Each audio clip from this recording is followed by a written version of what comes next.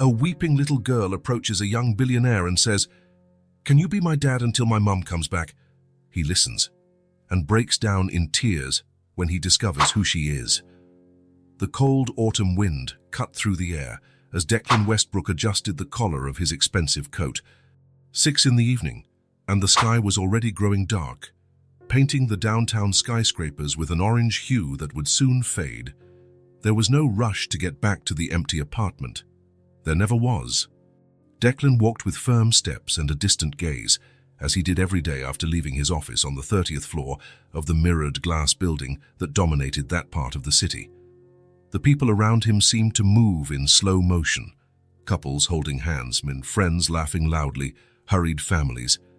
A world to which he did not belong.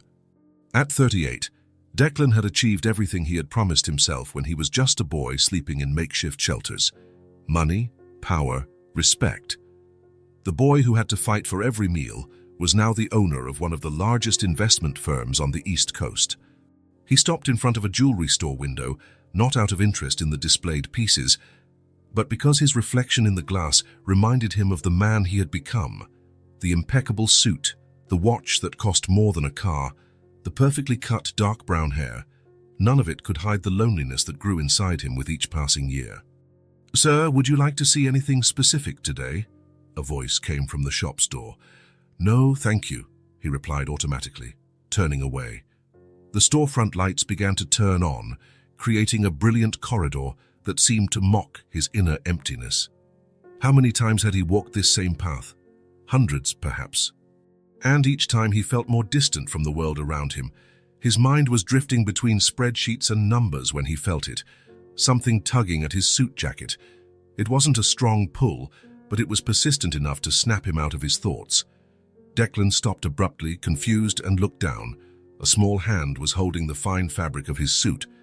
A dirty hand, with small scratches on the fingers. Declan turned and saw a little girl. She must have been about 5, maybe 6. She had messy, light brown hair, her face streaked with trails of dried and fresh tears that were still falling. She wore a dress that might have once been pink, but was now grimy and too big for her small frame. She carried a worn-out backpack almost her size and hugged a time-worn brown teddy bear. Her eyes were a deep blue and were red and swollen from crying, eyes that carried a weight no child should ever know. "Excuse me," Declan said, uncomfortable. He looked around, searching for an adult who might be with her. The sidewalk was crowded, but no one seemed to notice the lost child. The little girl took a deep breath, as if gathering all the courage in the world. Her lips trembled before the words came out. "Can you be my daddy until Mommy comes back?" The question hit Declan like a punch.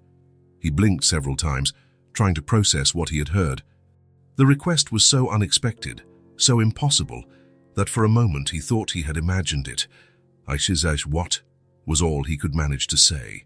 People passed around them, some glancing with curiosity, others looking away as if the scene were invisible. The world continued its rhythm while Declan felt time freeze. He knelt to be at her level, still unsure how to react. His self-preservation instinct told him to walk away, to call the police and to not get involved. But something in that child's eyes stopped him from simply turning his back. "Where is your mother?" he asked, trying to keep his voice calm. The girl hugged the teddy bear tighter against her chest. Her eyes filled with fresh tears, and she whispered so softly that Declan had to lean in to hear, "Mommy went to live in heaven. I don't have anyone." The words fell like stones into the silence that formed between them. Declan felt a lump in his throat. Death. The girl was talking about death, with that terrible innocence children have when dealing with what they don't fully understand. "And your father?" he asked, knowing he probably wouldn't like the answer. "I don't have one," she replied, looking at the ground. "It's always just been me and Mommy." Declan swallowed hard. A crowd of thoughts flooded his mind.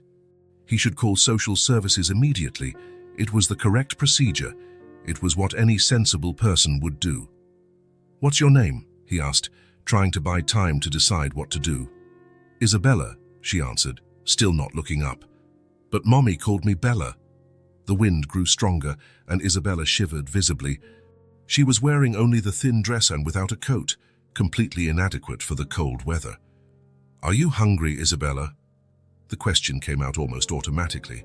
He remembered the feeling of hunger all too well. She nodded shyly.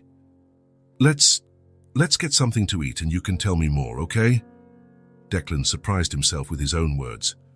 He wasn't one to get involved. He wasn't one to stray from his path. He wasn't one to offer help. Isabella looked up at him with a mixture of hope and suspicion. Her eyes, despite the tears, had an intensity that seemed to evaluate Declan's every move. "Do you promise you won't leave me alone?" The question was simple, but the weight behind it was immense. Declan hesitated. He couldn't make such a promise. It would be irresponsible. But he also couldn't leave her there, alone in the cold. "Let's take it one step at a time," he replied carefully. "First, let's get something warm to eat." He extended his hand but didn't touch her. He let her decide if she trusted him enough. After a few seconds that felt like an eternity, Isabella placed her small, cold hand in his. It was as cold as ice. Declan led her a few blocks until he found a quiet cafe, away from the hustle and bustle of the main avenue. It was a small place with soft lighting and few tables, the kind of establishment he frequented when he needed to think. The waitress looked at them with curiosity as they entered. A man in an expensive suit and a visibly needy little girl were not the most common combination. Declan ignored the look and asked for a table in the back. "A hot chocolate and a sandwich, please," he ordered for Isabella, who nodded shyly, "and a coffee for me." While they waited, Declan watched the girl. She placed the teddy bear on the table carefully, as if it was something precious. Her small hands, though dirty, moved with a delicate grace. "Isabella, can you tell me what happened? Where did you live?" She looked down, fiddling with the edge of the table. "I lived with Mommy in a small apartment, but after she went away, the landlady said I couldn't stay anymore." "When did this happen?" 3 days ago, she answered. "The lady let me stay until this morning. She said she was going to call someone to get me, but I ran away." The hot chocolate and sandwich arrived. Isabella looked at the food as if it were a treasure. She started eating slowly at first, but soon hunger took over, and she devoured the sandwich with urgency. "Slow down," Declan cautioned gently. "There's more if you want it." Isabella nodded, slowing her pace. The chocolate left a brown mustache above her lips, and for a single second, Declan felt the urge to smile. "Why did you run away instead of waiting for someone to come get you?" Isabella stopped eating and hugged her teddy bear again. "The lady said I was going to a place with lots of kids without parents. She said I might never come home again." She paused. "But I want to go home when Mommy—" Her voice faltered, and she didn't finish the sentence. Declan knew he should explain it to her. Tell her that her mother wasn't coming back, that there was no coming back, but he couldn't. The words just wouldn't come out. "You don't have any other relatives? Grandparents? Uncles?" "No, it was just me and Mommy. She always said so." "And at school? Is there anyone there who can help?" "Mommy homeschooled me. She said when I turned 6 I would go to a big school." Each answer closed off more possibilities. Declan glanced at his watch. It was almost 8 at night. Social services would likely only be available the next morning. "Where have you been sleeping the last few nights, Isabella?" She shrugged her shoulders. "At our place. I would hide when the lady came. But today she found me and kicked me out." "And why did you choose me to ask for help?" Isabella looked up for the first time since they had started talking. There was something in the way she looked. Direct, honest, without the filters adults develop. "You looked sad, like me. And Mommy used to say that sad people understand other sad people." The answer completely disarmed Declan. He felt as if someone had pried open his ribcage and exposed his heart. How could a 5-year-old see what no one else did?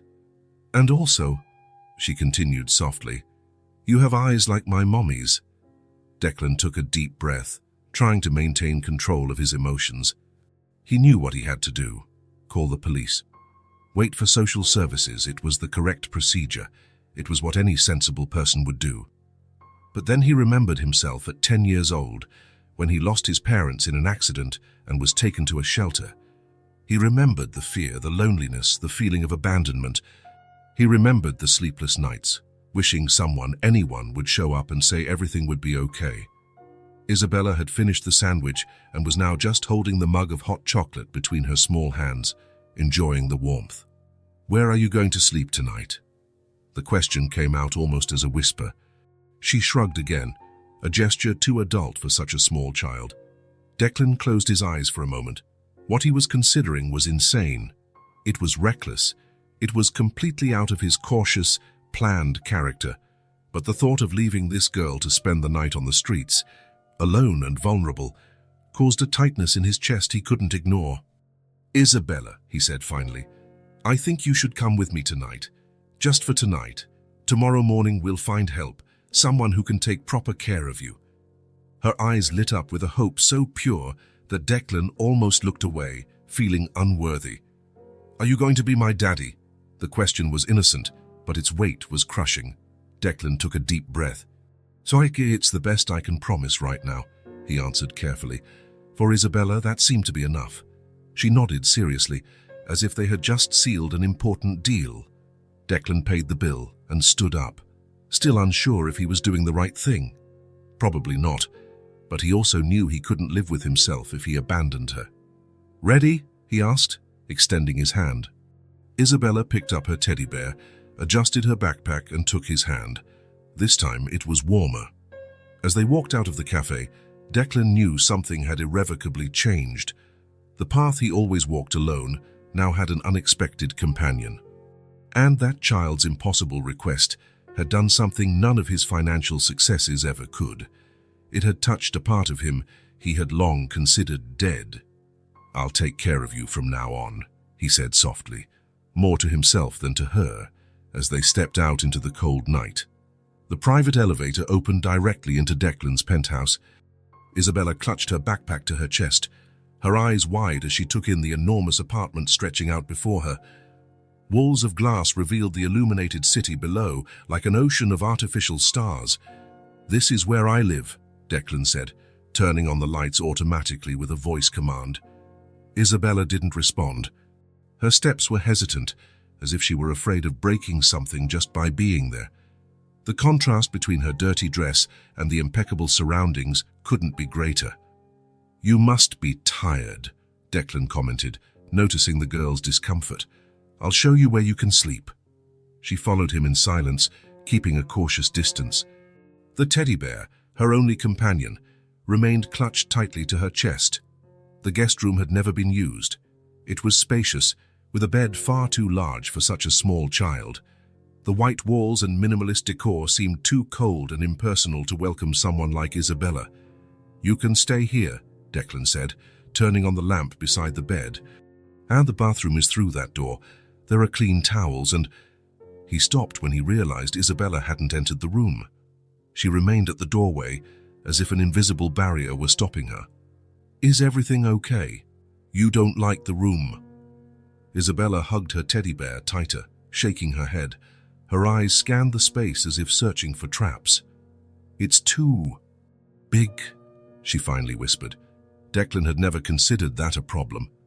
But for a child used to a small space, perhaps it was intimidating. "I understand. Do you want to stay somewhere else?" She shrugged, still not looking directly at him. "Well, for now you can stay in the living room. There's a comfortable sofa there." Isabella followed Declan back to the living room. The dark leather sofa seemed less intimidating than the empty bedroom. She sat on the edge, still clinging to her teddy bear and backpack, as if she might need to flee at any moment.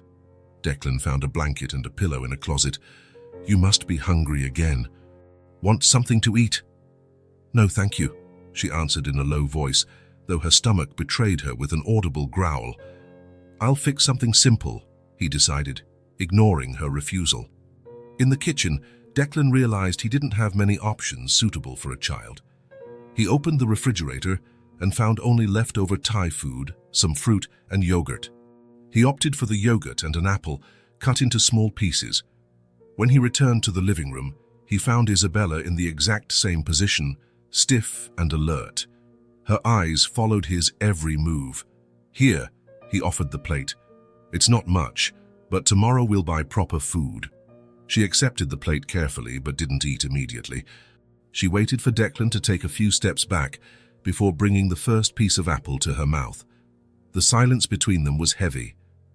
Not the kind of silence Declan was used to, the one he chose and enjoyed.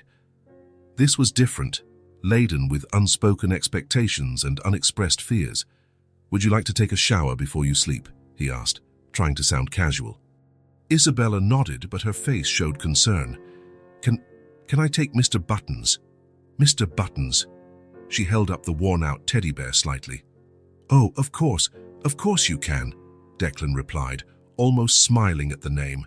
"I'll show you where everything is." In the hallway bathroom, he quickly explained how the shower worked and left clean towels on the counter. "Tyes, there's soap and shampoo there. If you need help, just call. I'll be in the living room." Isabella nodded, still holding Mr. Buttons. When Declan left and closed the door, he stood outside for a few seconds. The sound of running water started, and he finally relaxed his shoulders a bit. Back in the living room, Declan wondered what he had done. In less than 3 hours, his organized and predictable life had been completely upended. Now there was an orphan in his apartment, a responsibility he was not prepared for. He picked up his phone several times, considering calling social services, even at that hour of the night. It would be the sensible thing to do. It would be the responsible thing. It would be the easiest thing. But every time he was about to dial, he remembered Isabella's eyes, the innocent question, "Mr. Buttons," and he couldn't do it. The sound of the water stopped, and a few minutes later, Isabella appeared in the living room. She was cleaner, with wet hair falling over her shoulders. She was still wearing the same dirty dress, as she had no other clothes. "Feeling better?" Declan asked. She nodded, still not speaking. She returned to the same spot on the sofa, this time wrapping herself in the blanket Declan had left. "Tomorrow we'll buy you new clothes." Isabella looked at him with suspicion, as if trying to understand his true intentions. "Why are you doing this?" she finally asked, her voice so low that Declan had to lean in to hear. The question caught him off guard. Why? Indeed. He didn't have an answer, or maybe he had too many, none of them simple enough to explain to a child. "Because you needed help," he replied simply. Isabella kept looking at him as if expecting more. When she realized nothing more was coming, she went back to hugging her teddy bear. "Mummy said that not all people are good," she said after a long silence. "She said not to trust strangers." "Your mother was right," Declan answered honestly. "That's good advice. But I trusted you." The statement hung in the air like both an accusation and a confession. "I'm trying not to disappoint your trust," he said, feeling the weight of the responsibility he had taken on. Isabella lowered her eyes to Mr. Buttons, adjusting one of the buttons that gave the bear its name. "Can you turn on that light?" She pointed to the nearest lamp.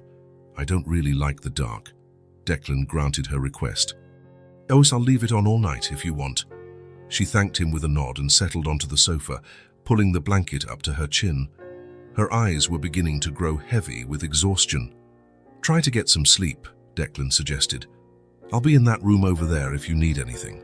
He walked away, leaving his own bedroom door ajar. He lay on the bed without changing his clothes, exhausted but unable to sleep. The day's events replayed in his mind like a constant loop. The hours passed. The digital clock on the nightstand read 2:17 a.m. when Declan heard it.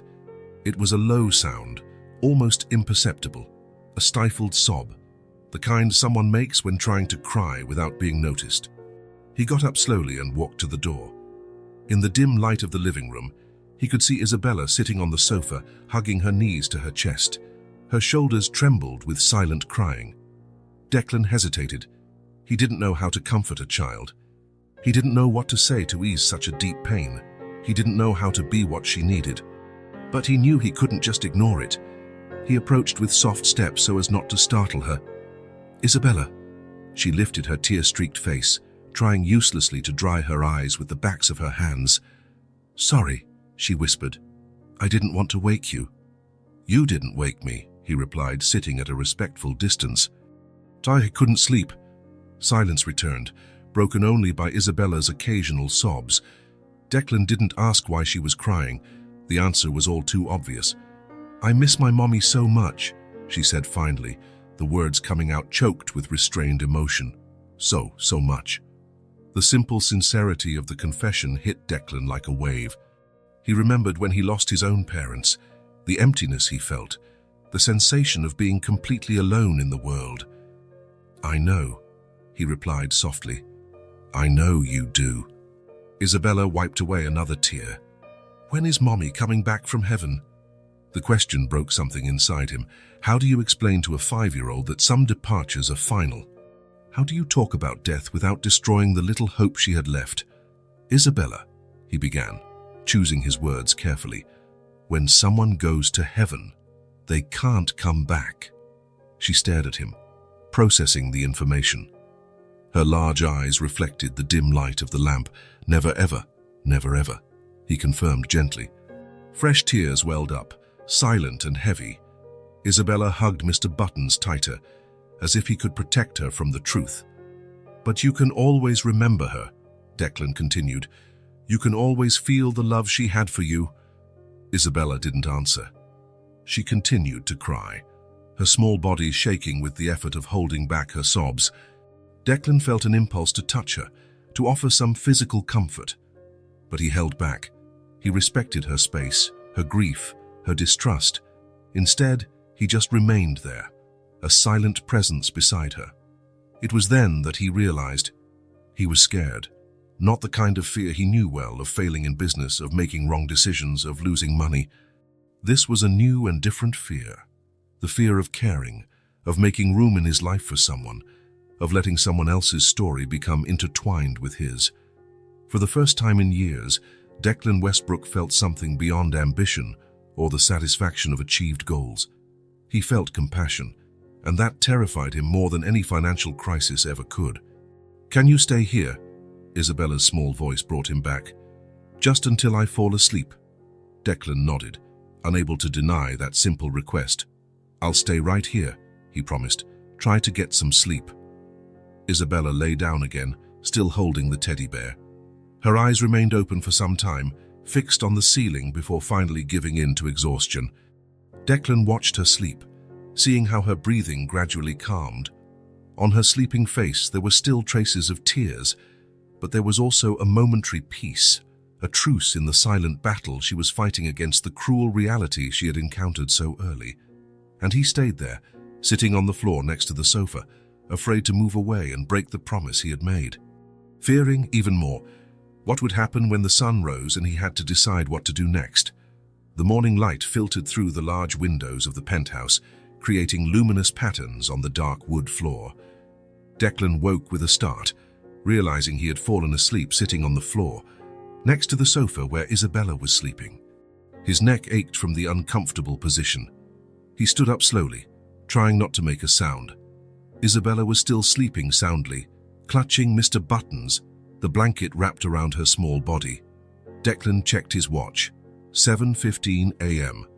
Normally, at this hour, he would already be on his second coffee and reviewing emails on his way to the office. But today, nothing would be normal. He went to the kitchen and made coffee. While the machine worked, he picked up his phone and sent a message to his assistant. "I won't be in the office today. Personal matter. Reschedule all meetings." The reply came almost immediately. "Of course, Mr. Westbrook. Is everything all right?" "Nothing to worry about," he typed, knowing it was a lie. He drank his coffee in silence, watching Isabella sleep. Her face was serene now, different from the scared and distrustful expression of the previous night. She seemed even smaller in the daylight, even more fragile. Around 8 o'clock, she began to stir. She opened her eyes slowly, confused by the unfamiliar surroundings. For a moment, her face showed panic, until she saw Declan and seemed to remember where she was. "Good morning," he said, keeping his distance. Isabella sat up, rubbing her eyes. "Good morning," she replied in a low voice. "Did you sleep well?" She nodded, still hugging her teddy bear. "Are you hungry? I can make you something to eat." Isabella looked around as if searching for something. Can I go to the bathroom first?" "Of course." Declan pointed down the hall. "It's the second door." While she was in the bathroom, Declan rummaged through the kitchen. He had few foods suitable for a child. He found cereal, milk, and some fruit. It would have to do for now. Isabella returned, still wearing the same dirty dress. Her hair was messy, but she had tried to fix it with her hands. "I made some cereal with milk.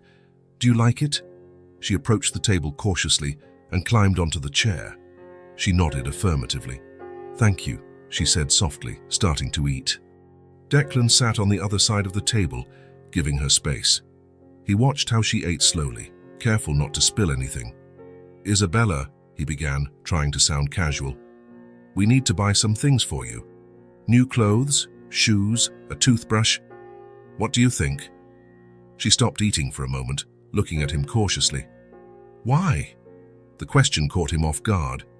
Why would a child question getting new things? "Well, you need clean clothes, and other things too."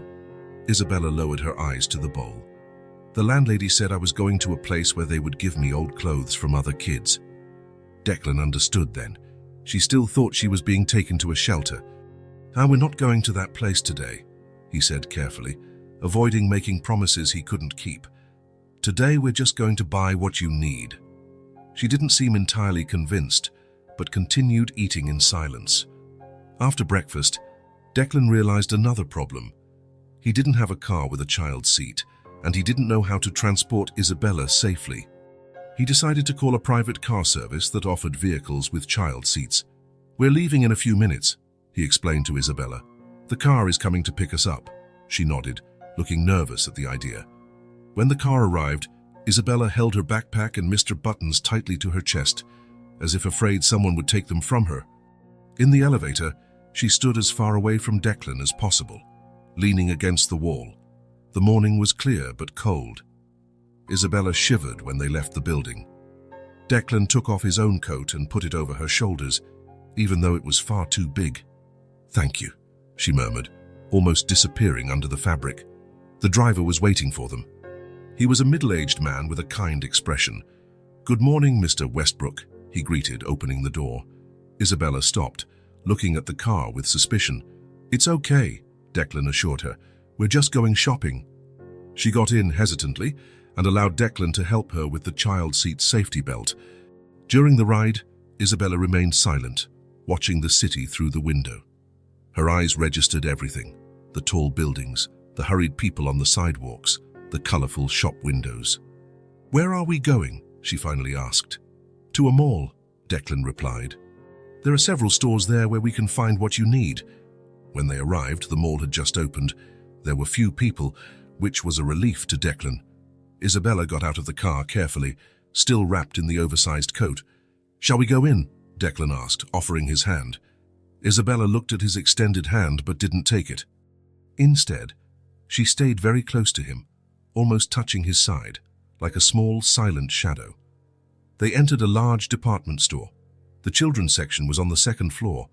Declan had never bought children's clothes before and felt completely lost among the colorful racks. "Can I help you?" A saleswoman approached, smiling. "Yes, please," Declan replied, relieved. "We need, well, everything, really. Clothes, shoes, pajamas." The saleswoman looked at Isabella, noticing the dirty dress under the large coat.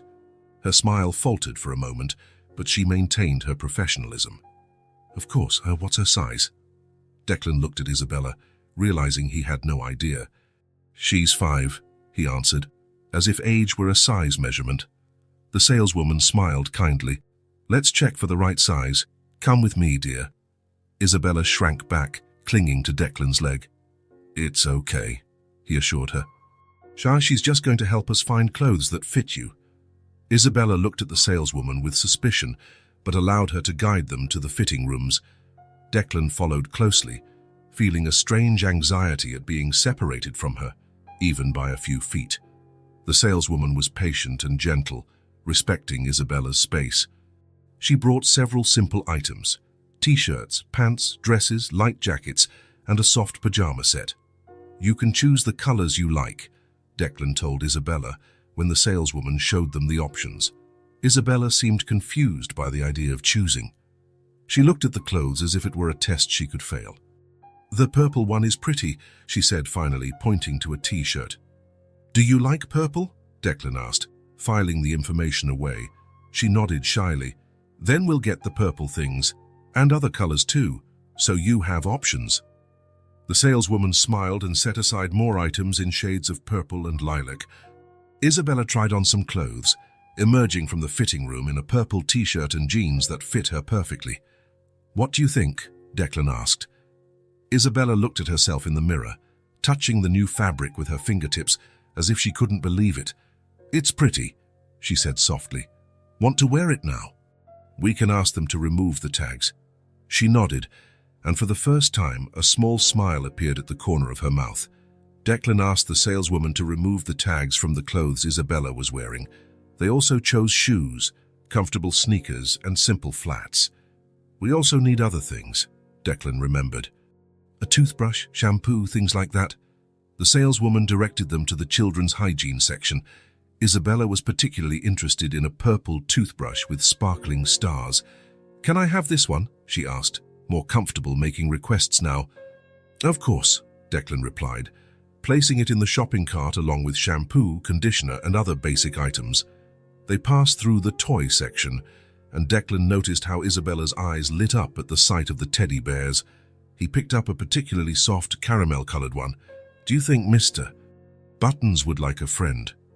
Isabella looked at the new bear and then at her own, worn with time. After a moment of consideration, she shook her head. "He likes being the only one," she explained seriously. Declan smiled at the unexpected answer and put the bear back on the shelf. Instead, he picked up some children's books and a set of colored pencils with a drawing pad. When they finished shopping, they had several bags.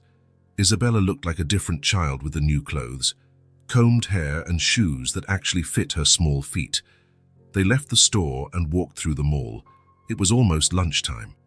"Are you hungry?" Declan asked. Isabella nodded. "Let's have lunch right here then." They chose a simple restaurant that served kids meals. Isabella ordered pasta with tomato sauce, and Declan opted for a salad. As they ate, he noticed how she seemed less tense. There was still caution in her movements, but the initial fear was beginning to fade. "Are you enjoying the food?" "Yes," she replied. "Mommy used to make pasta like this." It was the first time she had mentioned her mother without crying. After lunch, they walked towards the mall's exit. There were more people now, and the streets were bustling. When they reached the sidewalk, they needed to cross to get to the spot where the car was waiting. Declan instinctively held out his hand. "Let's cross." "Hold my hand." Isabella looked at his extended hand. There was a moment of hesitation, her eyes evaluating the gesture, as if deciding if she could trust him. Then, slowly, she placed her small hand in his. Her tiny fingers closed around his with surprising firmness. And as they started to cross the street together, Declan looked down and saw it, a small smile on Isabella's lips. It was just a subtle curve at the corners of her mouth, almost imperceptible. But it was there, and something inside Declan's chest warmed in a way he hadn't felt in years. A forgotten sense of human connection, of meaning beyond the numbers in his bank account and the contracts on his desk. On the way back to the apartment, Isabella slept in the back seat, exhausted from the morning of shopping. Declan watched her in the rearview mirror, noticing how she looked more relaxed, less on the verge of a constant breakdown. When they arrived, he woke her gently. "Isabella, we're here." She opened her eyes slowly, momentarily confused, but soon recognized where she was. He carried the bags up, and they entered the elevator. In the apartment, Declan helped her organize the new clothes in the guest room. "You can sleep here tonight if you want," he suggested. "Fas, or you can stay in the living room again if you prefer." "I can try the room," she replied, surprised by her own bravery. The following days brought a new routine. Declan worked remotely, something he had never done before. He set up a temporary space in the living room for Isabella to draw and read, while he answered emails and participated in video conferences. Isabella was still quiet, but she slowly began to open up. On the third night, as they had dinner together, she looked at Declan with curiosity. "Do you have any kids?" she asked in a low voice. The question surprised him. "No," he answered simply. Isabella continued eating for a moment, absorbing the information. "Why not?" Declan pondered how to answer. I never got married, and people usually have kids when they're married." "Not always," she commented, playing with her fork. "My friend down the street had a dad, but her mom wasn't married to him." "That's true," Declan agreed. "There are many different kinds of families." Isabella fell silent again, thoughtful. After a few minutes, she asked another question. "Why do you live alone in this big house?" Declan smiled slightly. "I guess I never really thought about it. I bought this apartment because I could, and because it has a beautiful view of the city. It's too big for just one person," Isabella observed with the direct honesty only children possess. "You're right," Declan admitted. "It is too big." The next morning, as they had breakfast, Isabella looked at him with those piercing blue eyes. "Did your mommy go to live in heaven too?" The question hit Declan like a punch. It had been years since he had spoken about his mother, about the loss he suffered as a child. "Yes," he answered after a moment. "My mother went to live in heaven when I was 8 years old." Isabella's eyes widened. "Were you all alone? Like me?" "Not exactly like you," Declan explained carefully. "I still had my father. I continued to live with him." "Did your father take care of you?" "Yes, he worked a lot, so we spent less time together than I would have liked. But he did the best he could." Isabella hugged Mr. Buttons, who now accompanied her to every meal. "Did you miss your mum?" "A lot," Declan admitted, surprised by his own honesty. "I still do, sometimes." She nodded, as if she understood perfectly what he meant. "And where is your father now?" "He went to live in heaven too, but I was already an adult when that happened." Isabella processed the information, her face too serious for someone so young. "So you were all alone again?" The question was simple, but the answer was complex. Declan had built his life, his company, his financial empire. But as for true human connections, "I had my work, my colleagues," he replied. "But yes, in a way I was alone." Isabella reached her small hand across the table and, to Declan's surprise, lightly touched his fingers. "Now you have me," she said, with the profound simplicity of childhood. "And I have you." The comment caught him completely off guard. Declan felt something catch in his throat, an emotion he couldn't name. He didn't know how to respond, so he just nodded, accepting that simple truth. In the days that followed, the questions continued. Isabella wanted to know everything about him, his work, his home, his favorite foods. Each answer seemed to build a bridge between them, closing the initial distance. A week after Isabella's arrival, Declan was reading documents on the sofa while she drew at the coffee table. Suddenly, she held up the paper. "I made this for you," she said, holding out the drawing. It was a simple picture. 2 stick figures, one big and one small, holding hands. Above them, a bright yellow sun, and a house that looked more like a box with windows. "That's us," Isabella explained, pointing, "and this is our house." Declan took the drawing carefully, as if it were a fragile treasure. "It's beautiful," he said, feeling a lump in his throat. "Thank you." Isabella smiled, not just a small smile this time, but a full smile that lit up her entire face. "Oh, I'll make another one tomorrow." That night, after Isabella had fallen asleep, Declan stared at the drawing for a long time. He realized that, without planning it, without expecting it, a bond was forming between them. A bond he never imagined was possible. And for the first time in many years, the silent, perfect penthouse was starting to feel less like an empty space and more like a place that could, one day, be called a home. The day began like the ones before. Declan woke up early, made coffee, and answered a few urgent emails before Isabella awoke. Establishing a routine seemed important for both of them. It brought a sense of normalcy to a situation that was far from normal. The golden morning light streamed through the penthouse's large windows, creating patterns on the kitchen floor. Declan watched the city below, the tiny people moving like ants, going to their jobs, their ordinary lives. A week ago, he would have been one of those people. Now he was here, living a kind of life he never imagined. The sound of soft footsteps made him turn. Isabella appeared at the kitchen doorway, dressed in purple pajamas, her brown hair messy from sleep. Mr. Buttons, as always, was with her, held securely in her arms. "Good morning," Declan smiled slightly. "Sleep well?" Isabella nodded, rubbing her eyes. In the last few days, She had started sleeping in the guest room without any problems. The nightmares that had woken her up crying in the first few nights had subsided. "Want pancakes for breakfast?" Declan asked. "I found a simple recipe online." Isabella looked surprised. "You know how to make pancakes?" "Not really," he admitted with a slight smile. "But I think I can try. It can't be harder than analyzing a merger agreement, right?" Isabella didn't understand the comparison, but smiled anyway. "Can I help? Mommy used to let me help in the kitchen sometimes."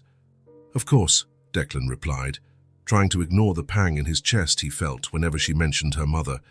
"You can be my pancake assistant." He placed a stool near the counter so Isabella could reach. Carefully, he showed her how to crack the eggs and measure the flour. She followed his instructions seriously, her tongue stuck between her teeth in concentration as she slowly stirred the batter. "Am I doing it right?" she asked, looking up. "Perfectly," Declan assured her. "You're an excellent assistant." A small smile appeared on her face, lighting up her eyes for a moment.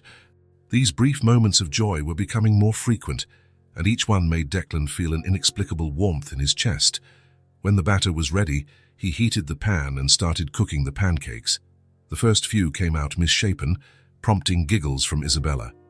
Gradually, however, he got the hang of it, and soon there was a stack of golden pancakes in the center of the table.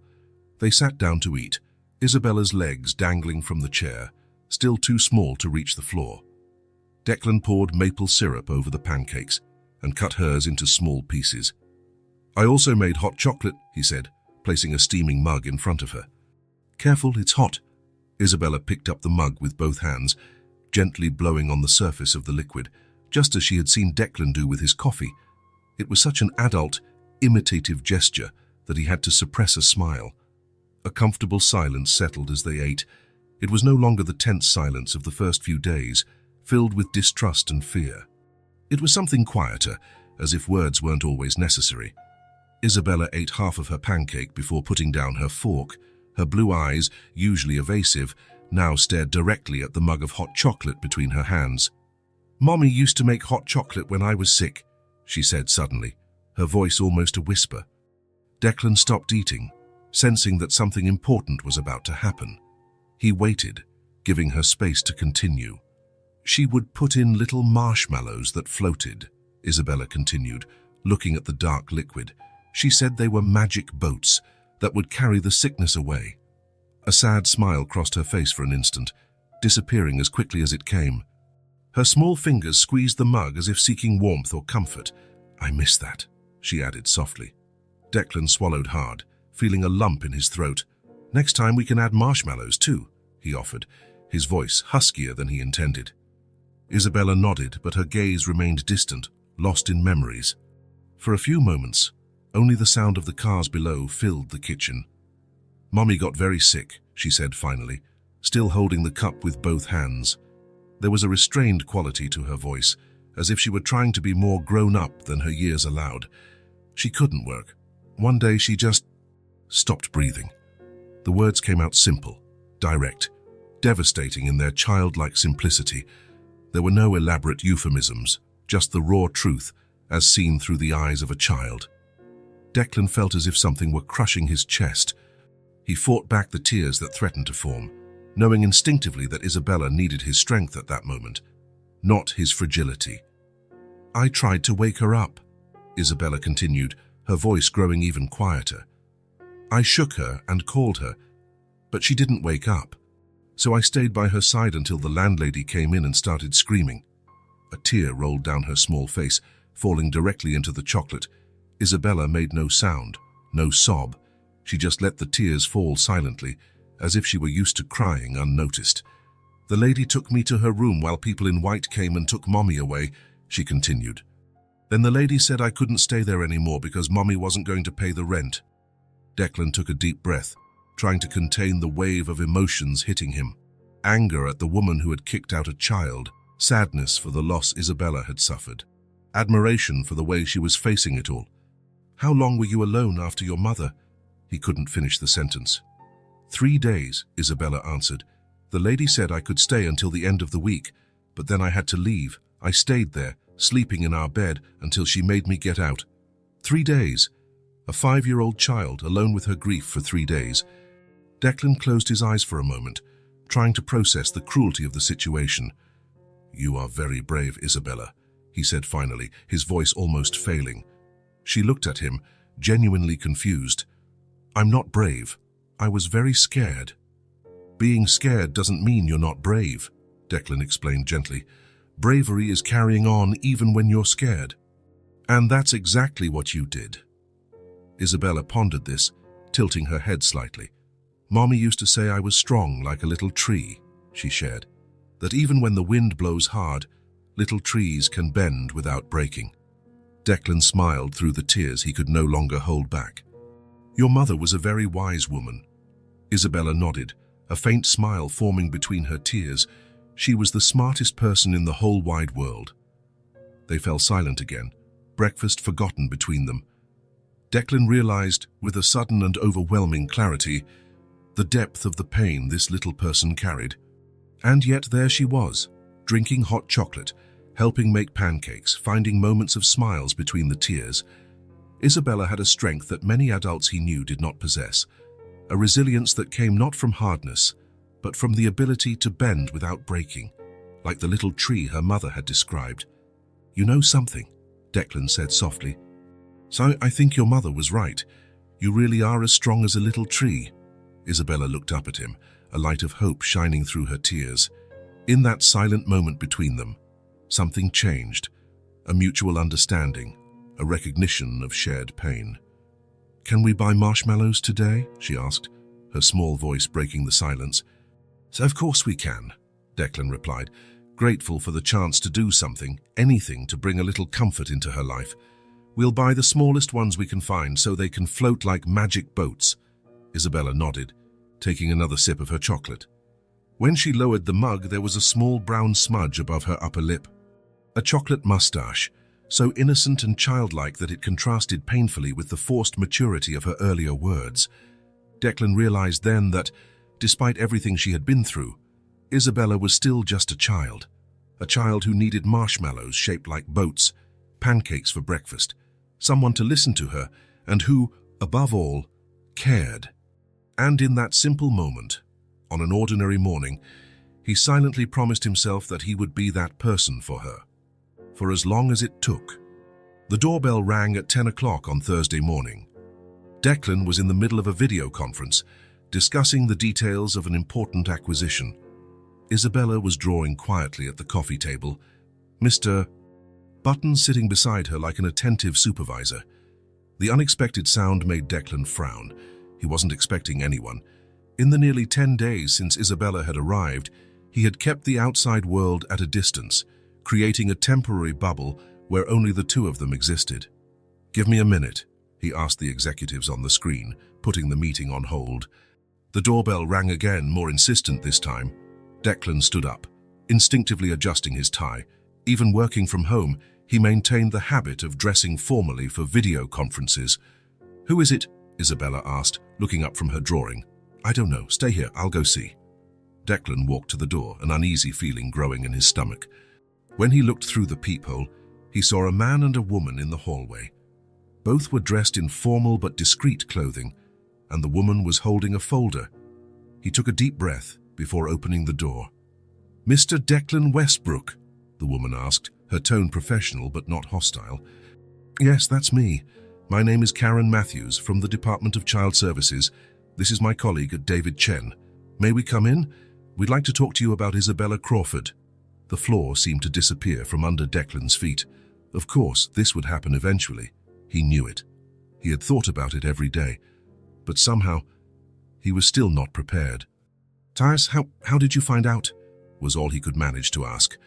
"We received a report from the landlady who rented a room to Evelyn Crawford, Isabella's mother," David explained. "She reported that the girl had disappeared after her mother's passing. We began investigating, and your name came up when we reviewed security camera footage from the area." Declan nodded slowly. Of course there would be cameras. Of course he would be identified. It was inevitable. "May I see your identification, please?" he asked, buying time to gather his thoughts. Both showed official badges.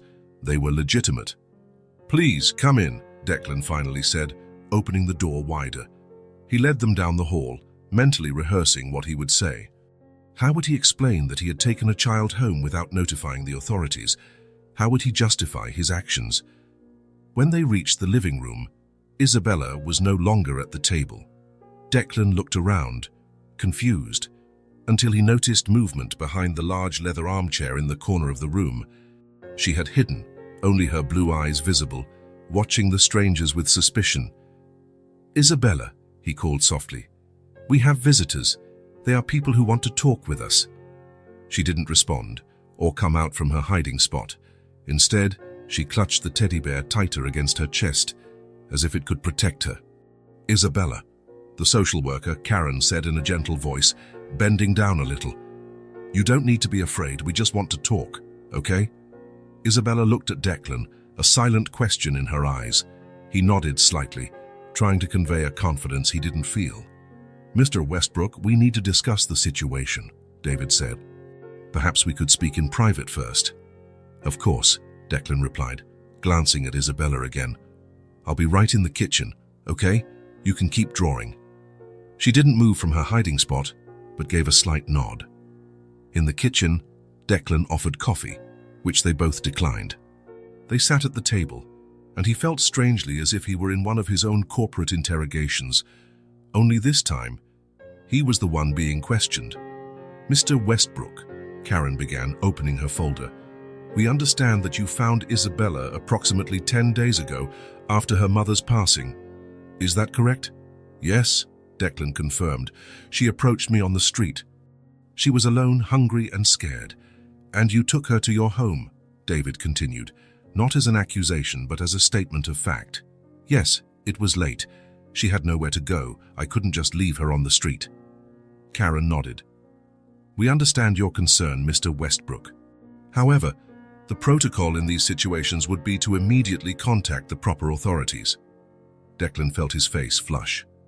"I know, I should have, but—" He paused, searching for the right words. "She was so scared, so vulnerable. I thought I'd take her to a safe place first and deal with the situation the next day." "And why didn't you do so the next day?" David asked, his tone still neutral. The question hit Declan like a punch. Why, indeed? He had planned to call the authorities. He had considered it several times. But every morning, seeing Isabella sleeping peacefully or trying to smile despite everything, he couldn't bring himself to make the call. "I don't have a good answer for that," he admitted finally. I think I wanted to give her a bit of stability before subjecting her to more changes."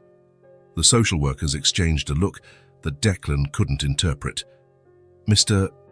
Westbrook," Karen said, her voice softening slightly, "we're not here to judge you. From what we can see at first glance, Isabella appears to be well cared for. However, there are legal procedures that must be followed." "I understand," Declan replied, feeling a growing weight in his chest. "Do you have any relation to Isabella or her mother, Evelyn Crawford?" David asked. "No," Declan replied automatically. Then he hesitated, remembering something Isabella had said. "Actually, I knew Evelyn many years ago. We were friends." Again, the social workers exchanged glances. "Does Isabella have any other relatives?" Declan asked.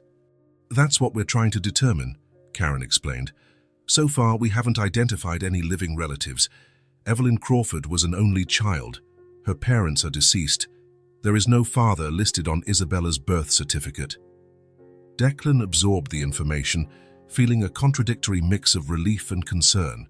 With no relatives, where would Isabella go? "So what happens now?" he asked, his voice lower than he intended.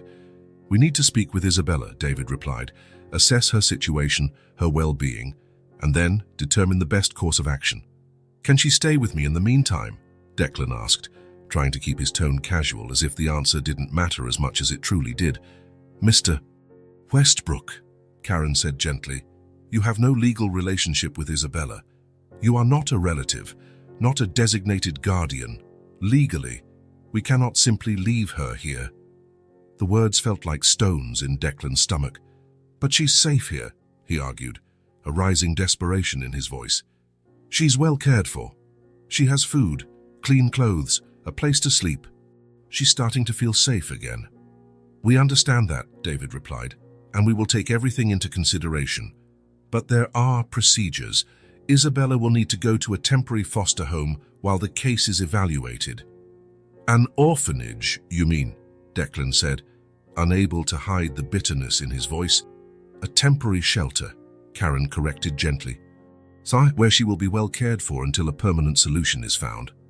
Declan closed his eyes for a moment, trying to control his emotions. When he opened them again, his expression had changed. He was no longer the confused, defensive man. He was the determined executive who had built an empire. What do I need to do for her to stay with me? He asked directly. Karen seemed slightly taken aback by the change in tone. Well, there are procedures to become a temporary or permanent guardian, evaluations, interviews, background checks. I am willing to go through all of it, Declan said firmly. I want to formally apply for custody of Isabella. Temporary or permanent, whatever is possible. The social workers looked at each other again, and Declan realized his sudden determination had surprised them. Mr. Westbrook, David said cautiously, becoming a child's guardian is not a decision one makes on a whim. It is a huge responsibility. I know exactly what I'm asking for, Declan interrupted, and I am prepared to take on that responsibility. Karen studied his face for a moment, as if trying to gauge his sincerity. You can begin the process, she said finally, but I must warn you that it is lengthy and rigorous, and there are no guarantees. I understand, Declan replied. Declan, but I will do everything in my power. For now, David added, we still need to follow protocol. Isabella will have to come with us today. The reality of those words hit Declan like a cold wave. Today, they were taking her today. Can I at least prepare her? He asked, his voice almost pleading. Can I explain what's happening? She's been through so much, Karen nodded sympathetically. Of course, and you can help her gather her things. We will also allow regular visits while the custody process is evaluated.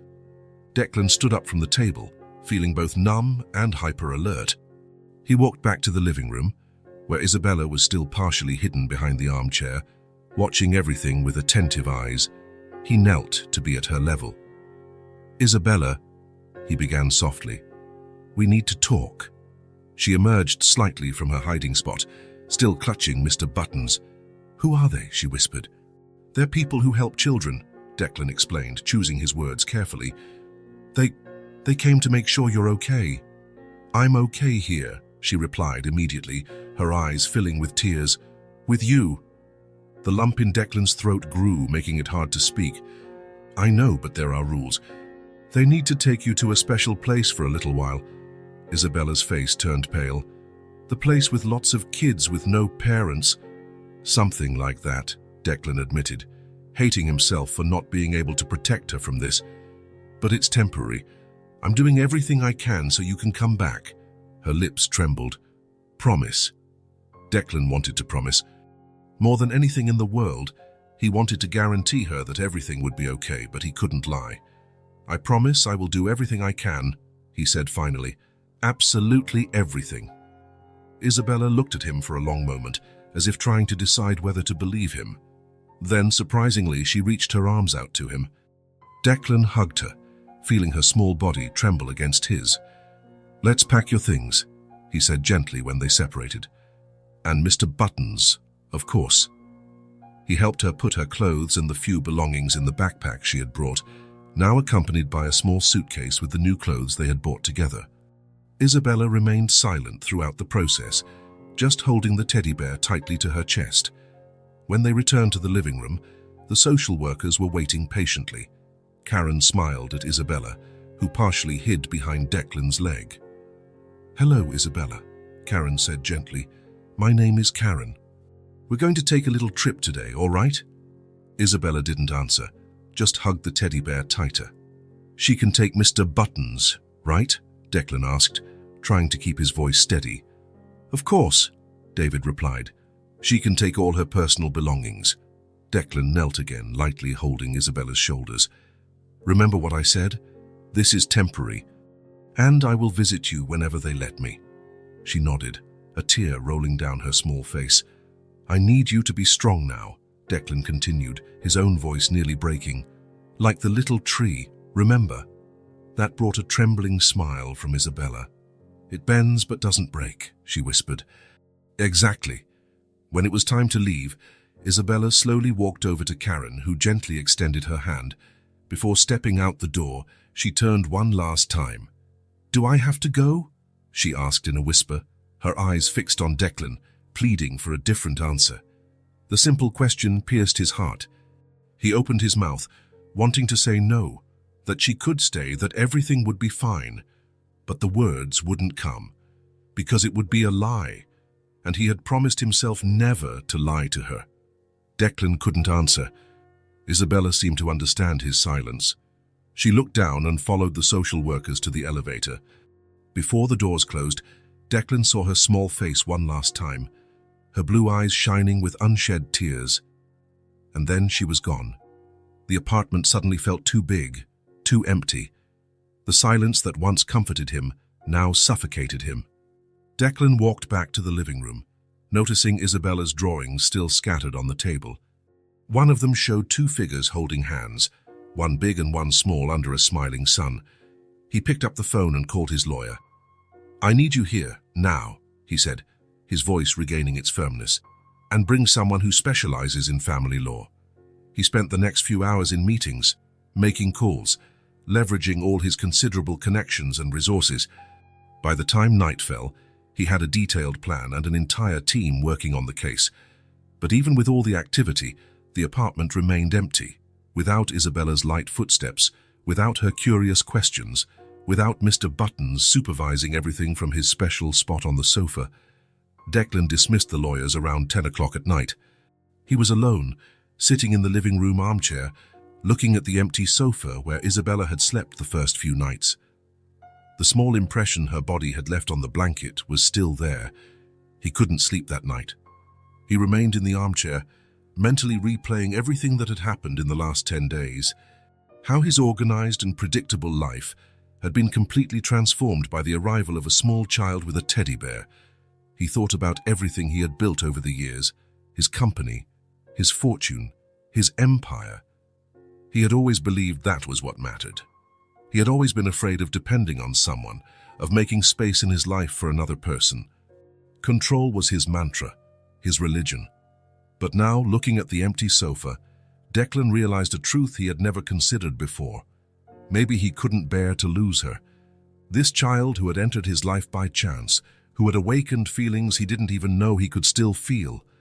The dawn found him still awake, his eyes burning with fatigue, but with a fierce determination growing inside him. No matter what it cost, no matter how long it took, he would bring Isabella back home. Because, somehow, inexplicably, in just 10 days, that quiet little girl with a worn-out teddy bear had become the most important thing in his life. The morning sun filtered through the curtains of the guest room, creating golden patterns on the floor. Declan had finally managed to bring Isabella back home after 3 days of intense legal battles. His lawyer had obtained an emergency temporary custody order, arguing that the bond already established between them would be harmed by an abrupt separation. It was only a temporary victory, Declan knew.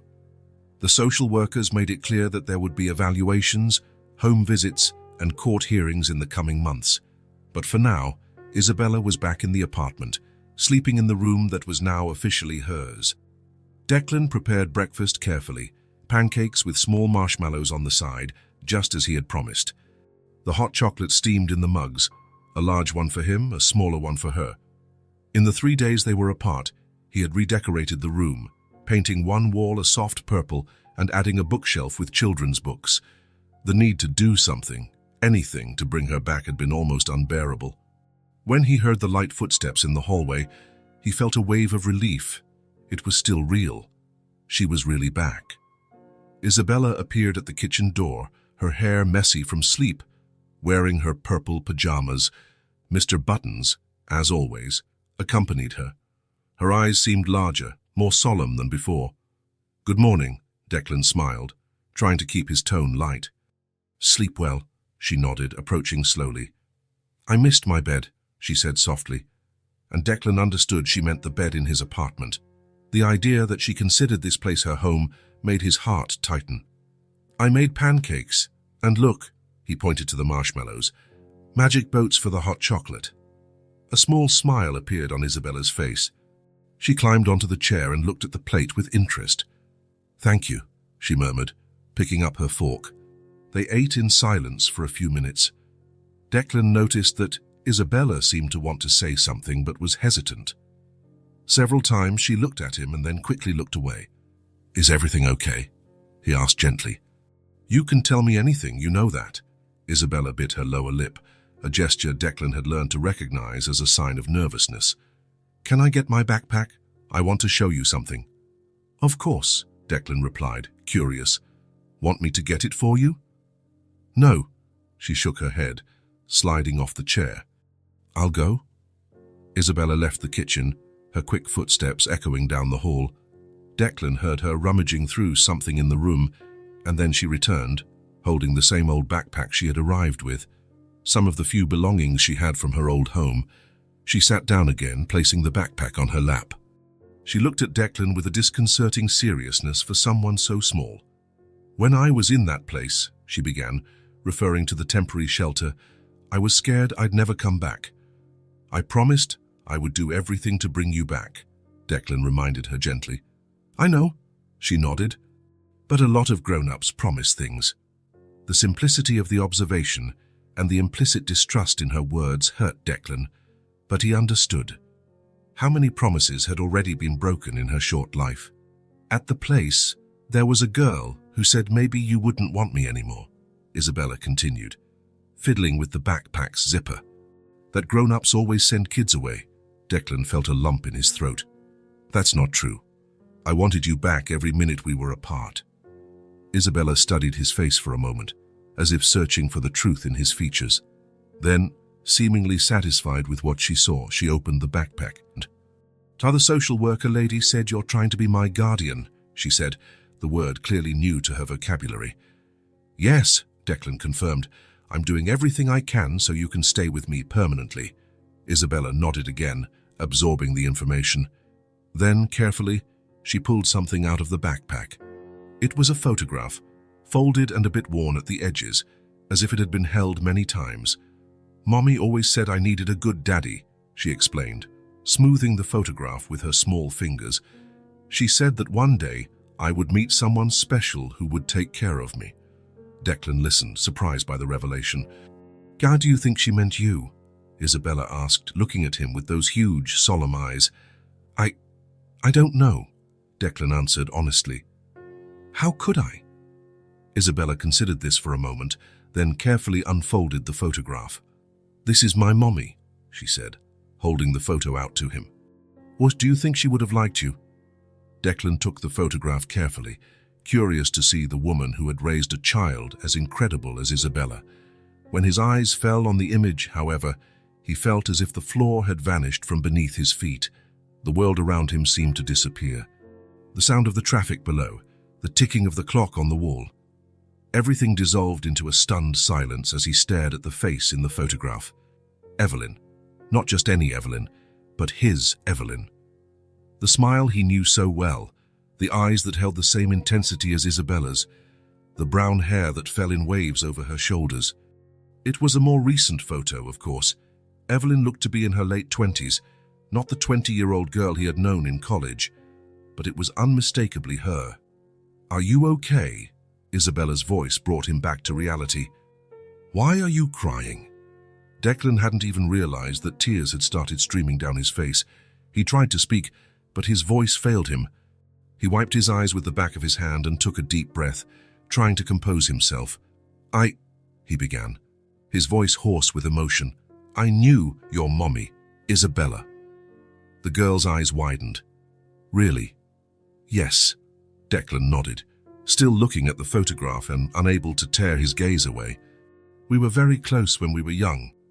"Were you friends?" Isabella asked, leaning forward, a new light of interest in her eyes. Declan looked up from the photograph to Isabella's face.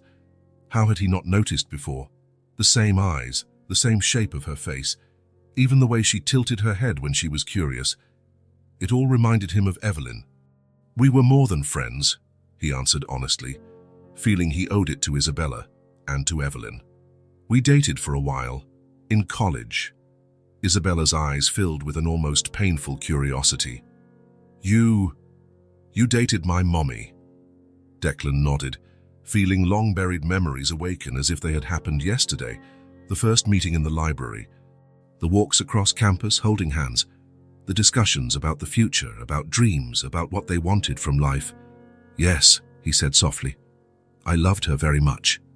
Isabella processed the information slowly, her expression a mixture of confusion and something resembling hope. Why did you stop dating? She finally asked. It was a simple question, but the answer was too complex for a 5-year-old. How could he explain that he had chosen ambition over love? That when Evelyn spoke of moving to a small town, of working with art and education instead of pursuing wealth and status, he had been terrified at the thought of giving up his plans. We had different ideas about what we wanted from life, he replied, simplifying as much as possible. I wanted one thing, and your mother wanted another. And you had a fight? Isabella asked, frowning. Not exactly, Declan replied, remembering their last conversation. It hadn't been a fight. It had been worse, a slow drifting apart, a mutual but painful separation. So we went our separate ways, and you never saw her again. Declan shook his head. No, I lost touch. Isabella was silent for a moment, looking at the photograph Declan still held. Then, surprisingly, she smiled. Mommy always said that nothing happens by accident, she commented. She said that all the people we meet have a reason for coming into our lives. The simplicity and depth of the observation hit Declan like a wave. It sounded exactly like something Evelyn would say. Her philosophy had always been like that, finding meaning in connections, believing in intertwined destinies. She was right, Declan said softly. Your mother was always very wise. Isabella reached out, touching the photograph lightly. Do you think that's why I found you? Because Mommy wanted me to? The innocent question carried an immense weight. Declan looked at Isabella's hopeful face and at Evelyn's image, feeling something click into place inside him, a piece of a puzzle he didn't even know he was assembling. Maybe, he answered honestly. I can't explain how out of all the people on that busy street, you chose me to ask for help. I already told you. Isabella smiled shyly. You looked sad, like me, and you had eyes like my mommy's. The coincidence, if it was just that, seemed too great to be ignored. Declan looked at the photograph again, at Evelyn's face, and felt a wave of conflicting emotions. Sadness for the loss of someone who had once meant so much, regret for the paths not taken, and a strange feeling that, somehow, Evelyn had found a way to reconnect them, even after her departure. Mommy would like you now, Isabella stated with the certainty only children possess. You're different from what she used to say. She talked about me, Declan asked, surprised. Sometimes, Isabella nodded. She had a picture of you too, a really old one. She said you were very smart, but that you only thought about money and work. Declan couldn't help a small, sad smile. She wasn't wrong. But you're not like that anymore, Isabella continued, with the same certainty. Now you take care of me. The simplicity of the observation touched something deep in Declan. It was true. He had changed. In just a few weeks, his priorities had completely shifted. The empire he had built, the money he had accumulated, it all seemed secondary now. Can I keep the photo? He asked, surprising himself. Isabella hesitated for a moment, then nodded. But you have to give it back later. It's the only one I have of her smiling like that. I promise, Declan replied, carefully putting the picture away. They finished breakfast in a comfortable silence, each lost in their own thoughts. Isabella seemed lighter, as if sharing that secret had lifted a weight from her small shoulders. Later, after Isabella went to get dressed, Declan stood alone in the kitchen looking at Evelyn's photograph again. The realization hit him with full force. It wasn't just compassion for a helpless child that motivated him. It was something deeper, more complex. He felt he owed a debt to Evelyn for choosing a path that separated them, for not being there when she needed him. for not having known Isabella from the beginning, but it was more than that. He also owed a debt to the part of himself that had been left in the past, the young man who was once capable of loving without reservation, of dreaming beyond numbers on a spreadsheet, of seeing value in things that couldn't be quantified or bought. That night, after he put Isabella to bed, Declan stood for a long time looking out the window at the illuminated city below. He had made countless difficult decisions in his professional life, faced ruthless competitors, navigated financial crises. But nothing compared to the decision he was making now. With Evelyn's photograph in one hand and a drawing by Isabella in the other, Declan decided he would fight for this child, no matter the cost. Not just out of obligation, not just out of compassion, but because, in some unexpected way, Isabella had become the most important person in his life. And maybe, just maybe, this was his chance to correct the choice he made so many years ago, when he chose ambition over love. The morning was clear but cold as Declan adjusted his tie in front of the mirror. His reflection showed a different man from just 2 months ago. Something had changed in his eyes. "Are you nervous?" asked Thomas, his lawyer, as he organized the documents.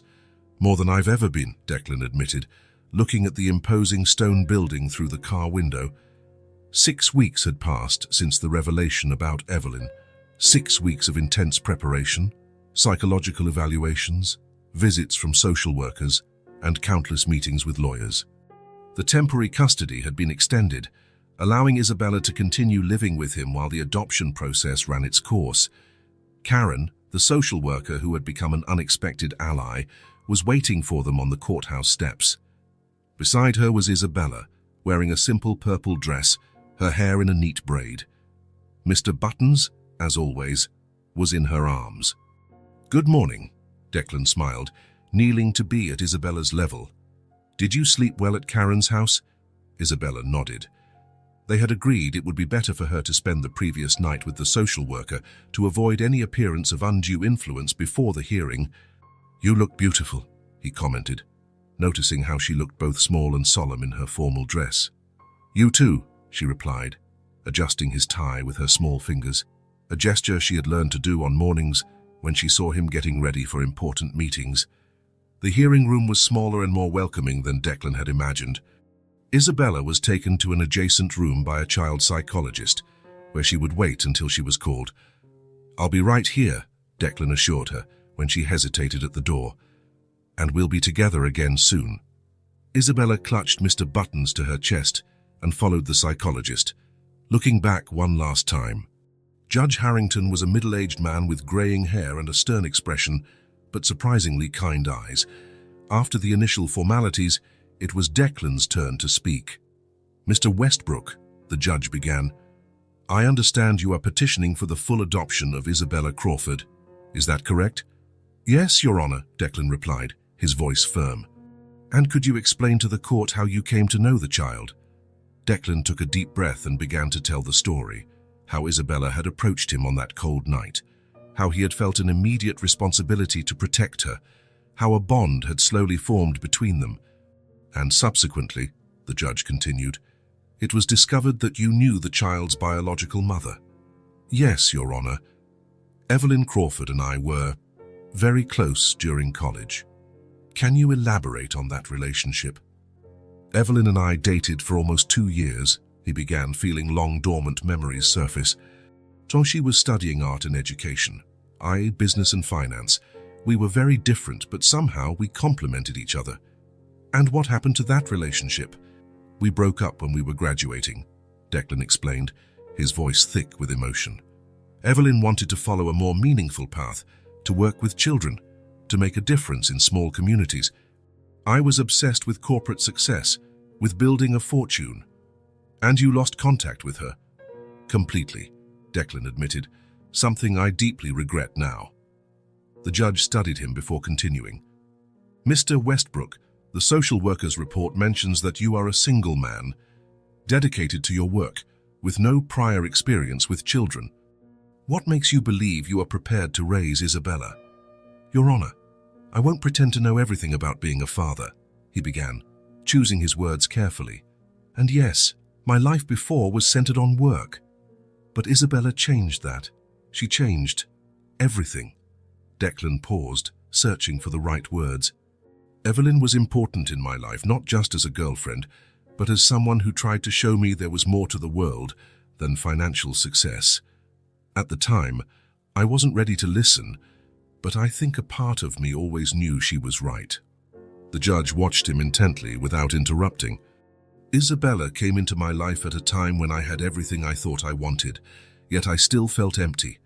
She didn't just fill that void, she showed me it was bigger than I had imagined. In just a few weeks, she became an essential part of who I am today. And how exactly do you plan to balance your demanding career with raising a child? The judge asked. I've already started making significant changes, Declan explained. I've delegated several responsibilities, hired a COO to manage the day-to-day operations of the company. I'm working from home 3 days a week, and Isabella is already enrolled in a school near our apartment. The questioning continued for nearly an hour. Questions about values, education, plans for the future. Declan answered each one with a sincerity that surprised even himself. When the judge finally said he would like to meet Isabella, Declan felt a wave of anxiety. The psychologist brought Isabella into the room. She seemed even smaller in the formal setting, but walked with a surprising dignity for a 5-year-old. Hello, Isabella, the judge smiled, softening his expression. Do you know why we're all here today? She nodded seriously. To decide if I can stay with Declan forever. And is that what you want?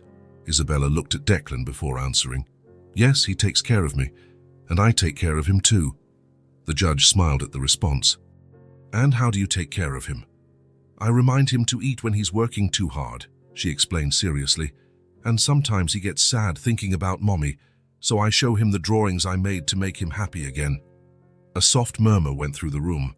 Even the state's attorney seemed touched. I see, the judge nodded. And do you miss your mother? Isabella's eyes filled with tears, but she maintained her composure every day.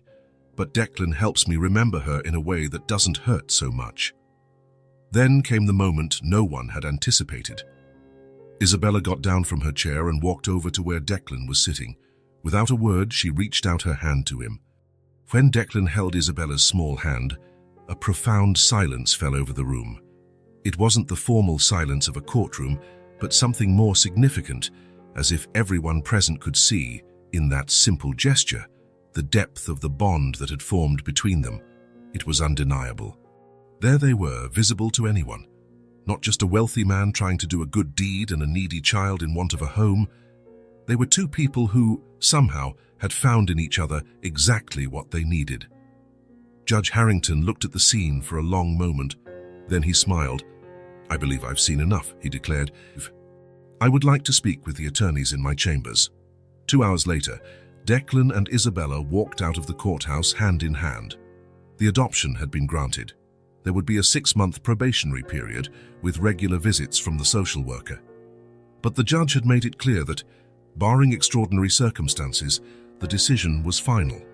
Isabella was now officially Isabella Crawford Westbrook. On the way home, Isabella was unusually quiet. Is everything okay? Declan asked, looking at her in the rearview mirror. Can we visit Mommy? She asked suddenly. I want to tell her. Declan immediately understood what she meant. Of course. We can go now if you'd like. The cemetery was on the outskirts of the city, a quiet place with old trees. Declan had never been there before, but Isabella guided him without hesitation among the headstones until they reached a simple one, made of light marble. Evelyn Marie Crawford, 1985-2024, Love Remains.